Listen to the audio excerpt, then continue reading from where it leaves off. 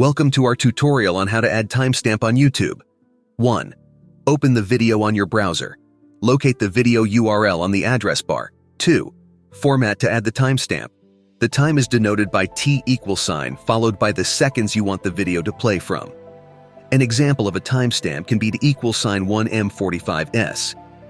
If the video URL contains a question mark, at the end, use the ampersand and before the timestamp.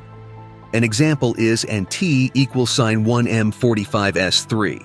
Adding in T =1M05S means the video will play from 1 minute and 45 seconds. 4. While adding timestamps, always use whole numbers without initial zeros, i.e. use 5, not 05. Congratulations! You have learned how to add timestamp on YouTube. Thank you for watching our guide.